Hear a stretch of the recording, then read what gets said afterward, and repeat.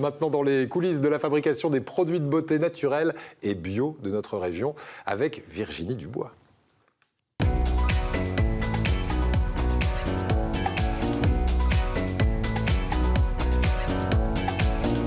Et on va voir que notre région regorge de talents, et notamment pour fabriquer aussi des cosmétiques bio, 100% naturels. Vous les avez dégotés pour nous, Virginie. Alors, en fait, je me suis posé la question, c'est vrai que quand on parle de produits cosmétiques, on se dit « on a envie de produits naturels » et on pense souvent à la Provence. Et quand on dit Provence, on pense à quelle marque? Le Petit Marseillais. Ou l'Occitane en Provence. Parmi les plus connus, je vais vous en citer d'autres. Il y a la Phare, Durance, Cœur de Cigale, Source de Provence, La Phocéenne, Fait en Provence, Provence Arôme, etc.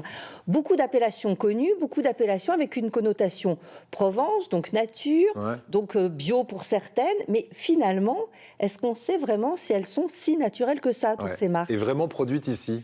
Et alors, produites ici, est-ce que les produits viennent d'ici? Des fois, il y a l'usine de fabrication. Les produits viennent d'un peu partout. Bon. Donc, on ne sait pas trop. Alors, moi, j'ai cherché, parce que comme je ne suis pas ingénieure en chimie, et que en plus, j'étais très, très mauvaise à l'école, donc j'ai cherché. Vous étiez bonne en français. Et donc, on m'a dit, fais attention au brainwashing. Brainwashing, c'est la manipulation. Par exemple, on va vous dire, ça, c'est 100% d'origine naturelle. Oui, d'accord, mais enfin bon, il n'y en a qu'1% dans le produit. Ou ce qu'on appelle à l'heure actuelle le greenwashing. On vous dit c'est bio. Oui, enfin c'est bio, il y a très peu de choses bio dans tout ça. Et puis la plante est bio, mais elle est tellement transformée qu'à la fin... Voilà. En fait, on joue sur des arguments marketing. On joue sur des arguments marketing. Alors juste, j'ai trouvé sur le site de la marque qui a été ma marque coup de cœur des petits aides. Puis vous avez aussi sur Internet un tas de liens possibles.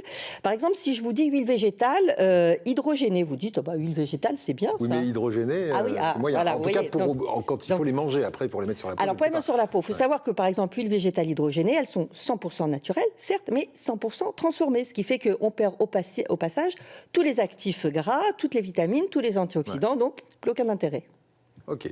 Ça, par exemple, vous le voyez derrière les étiquettes qui sont bien évidemment illisibles avec le terme hydrogénatide. Bon, voilà. Huile de palme dans les produits de beauté, il y en a. Oui. Alors, est-ce que c'est bon pour la peau? Alors, pas de risque avéré pour la peau, mais aucun intérêt en fait, ça fait rien. C'est ce qu'on appelle des produits de remplissage. On en met. D'accord. Comme ça fait du volume. Mais ça sert à rien. Vraiment, ça c'est prouvé que c'est pas... Pour la peau, ça sert à rien. Et surtout, le problème, c'est que pendant que ça sert à rien, ça détruit des forêts. Et c'est vraiment une catastrophe pour la planète. Donc ça va pas. Donc ça, c'est un petit peu les faux amis. Après, on a carrément les produits douteux ou toxiques. Alors attention, on en rigole moins.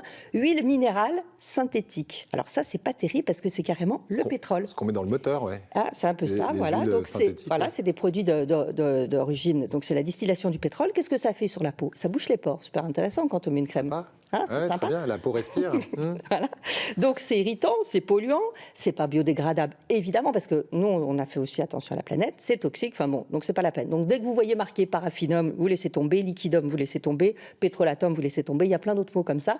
Je peux pas tous vous les dire parce que vous n'allez pas pouvoir... Et combien ça fait de pourcentage de produits? Vous me dites que c'est dans 80% des produits qu'on trouve... J'ai pas fini parce que vous avez le silicone et polymères synthétiques, alors là c'est carrément du plastique, je vois pas trop l'intérêt de se mettre des dérivés du plastique sur la peau. Voilà, donc c'est pareil. Alors oui, c'est pour le côté velouté onctueux, mais c'est juste pour faire doux, mais en vérité, c'est pareil, ça sert à rien. Et enfin, vous avez les conservateurs, bon ça on le savait, parabènes, formaldéhyde, etc. Alors là, c'est carrément des perturbateurs endocriniens, c'est vraiment pas bon. Eh bien, il faut savoir que tous ces produits pas bons, douteux ou qui ne servent à rien, on en trouve 80% dans l'industrie cosmétique quand même. 80% de ces produits se retrouvent dans les cosmétiques qu'on utilise au quotidien. C'est pour ça que vous avez choisi du 100% naturel. Voilà. Et ça existe. Mais bien évidemment, parce qu'en fait, la nature nous offre tout ce qu'il faut. Les huiles végétales, mais naturelles. Les huiles essentielles, c'est pareil. Et enfin, ce qu'on appelle les beurres végétaux. Et donc, j'ai trouvé une marque qui s'appelle Ernest, qui est un créateur de soins naturels. Et là, c'est marqué. En plus, il y a zéro pétrochimie. Zéro huile de palme, zéro huile minérale, zéro silicone, zéro conservateur, zéro parabène, zéro colorant.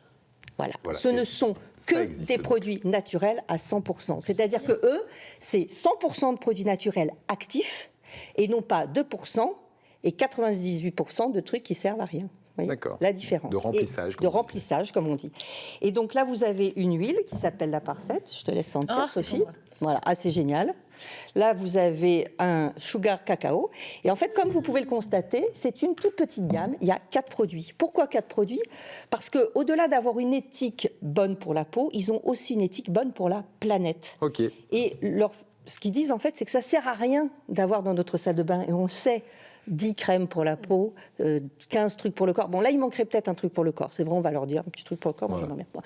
Mais ça ne sert à rien d'avoir plusieurs crèmes. Parce que d'abord, on les consomme en finale trop tard dans le temps, donc elles sont moins fraîches. Ghislaine, donc moins actives. sentez ça.